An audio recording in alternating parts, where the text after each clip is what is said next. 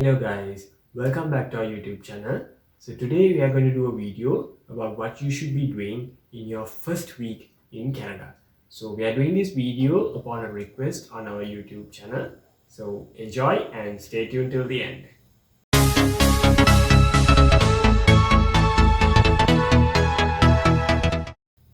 So before getting on to the things that you should be doing in your first week, there is something we want you to note. That is, when you're coming to Canada, you might be staying at a friend's place or a relative's place, or you might want to book a place for yourself, an Airbnb.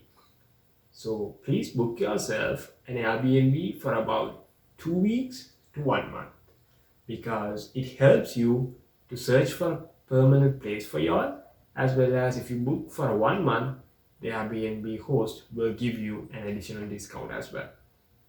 So that is something that you might want to note. And now moving on to the facts. So the first thing we suggest you to do after landing in Canada is to get your Presto card. The Presto card is the card that helps you to use the public transport. If you have coins, you can use the public transport, but if you have notes, then the problem is the bus drivers don't carry change with them. So you will not get your change. So if you have the Presto card, you don't have to carry money with you. And also, if you feel like using a cab like Uber or Lyft, the Uber drivers will not accept cash. They only accept credit cards. So in that case, if you don't have a credit card, you can't use Uber or Lyft. That's why we suggest you to buy a Presto card. So you can buy the Presto card from the nearest subway station or from the nearest Shoppers Drug Mart. The second most important thing that you should be doing is to buy yourself a SIM card. Now that you have your Presto card, you can travel to the closest mall in your location and find yourself the service providers in the mall and select yourself the best. I chose Chatter and my wife chose Fido. I got a prepaid connection, whereas my wife got a postpaid connection. It's fine as long as they don't do a credit check. So the most reputed companies will do a credit check for you. So please, you will not be able to go with them. So for the first 2 months, it's okay to buy a prepaid or a postpaid connection for a cheaper price, and you will get unlimited calls and unlimited international text, and you will get some data for your data use as well. So after about 2 months, you will have the credit check done and you can get whatever the package you want. So make sure, as the second most important thing, buy yourself a SIM card. So the third most important thing is to get your SIN number, that is the social insurance number. So if you land to Canada during the daytime, there will be a Service Canada inside the airport and you can get your social insurance number from there. But if you land during the night time, the Service Canada will not be available at that time. So what you can do is you can go to the nearest Service Canada the next day and get your SIN number. So it takes around half an hour. Like it took around half an hour for both of us to get our SIN numbers. So what you should have with you is the COPR and the passport. And also you will have to give in your details like the contact number and the address. So for the moment, if you are living in an Airbnb, you can give the Airbnb address, and then later on you can change it to your permanent address.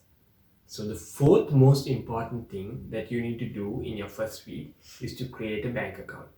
You will be having all the money that you brought from your home country, and you definitely would want to put them in a Canadian bank account. So we chose RBC, and RBC luckily did not ask for a proof of address. Because of that, we were able to create our bank account easily. So there may be banks like, for example, Scotiabank will ask for a proof of address. So it is easy if they do not ask for proof of address, because at the moment you only have your Airbnb address and there is no document that you can prove it with. Also, to create the bank account, you will be requiring your social insurance number. So after you get your social insurance number, you make sure you create your bank account and put all your money into it. You can give the Airbnb address for your bank account, and later on you can go online and change your permanent address. Yes. The fifth thing we did is we went to an organization that provides employment services. So there are some employment services that helps you to find a house, an apartment, or provides you with the bed and the mattress, or sometimes link you with the furniture bank. So according to your requirement, you can find the employee service that is closest to you, and you can go there and talk with them and get your needful things done. Yeah, also they help you to find employment and create your CV and come to discussions with people. So those things will also be valuable to you. And the next most important thing, the sixth in the list, is to link your PR application to your Express Entry profile. This is something that most people don't do, but which is also a very important thing, because when you do that, as soon as your PR card is ready to be shipped, you will get a notification on your Express Entry profile and you know it is on the way. At the moment, there is about a 1 month delay from the day you arrive to the day you will be receiving your PR card, but it may vary depending on when you will be landing to Canada. So if you're landing somewhere close in December 2019 or January 2020, you will be having about a 1 month delay from the day you land to the day you will be getting your PR card. And of course, if you do link your PR card to the Express Entry profile, you will get the notifications. So to do this, go to your Express Entry profile and you will see a link called Link Another Application. Select it and select PR card, Permanent Residency Card, and they will ask you a couple of questions, answer it, and you're done. So if you are a family of two, do it for both the applicants and you will get the notifications that you will dearly want. Yes. The next thing you can do is you can go to the nearest library and get your library card. And this card is free of charge. And why we ask you to get the library card is you can get the printouts, facts, and photocopies for a cheaper price comparing with the other places. And also you will get offers to visit places like museums for a better price. So don't forget to go to the nearest library and get your library card. Yes. The next most important thing that you want to do in your first week is to do your G1 test, which is your driving license first step test in Canada. So why it is important is that most of the places will ask for two photo IDs.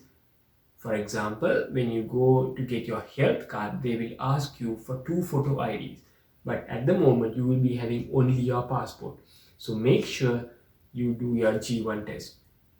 And to do that, now that you have your library membership, you can go to the library and get the handbook of G1 and follow it. Also, you download your iPhone or Android app for G1 test. There are many apps where you can download and test yourself, where the answers will also pop in, and practice it for about 2 days. We practiced for 2 days and we went on the third day for the exam, and on the first attempt we got through it. So it will be a 20 questions, 40 questions in total. For the first 20 questions you will need 16 and above, and again for the next 20 questions you will have to score 16 and above. They will give you as much as time as you want to do it. You just have to get 16 and above for each of the 20 segments.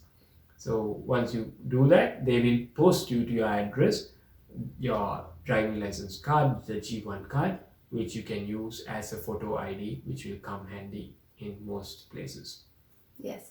And if you are landing to Canada during the winter season, this is important for you people.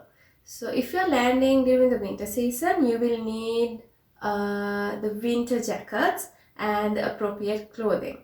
So you will be getting one from your country, but that might not be sufficient to survive in Canada.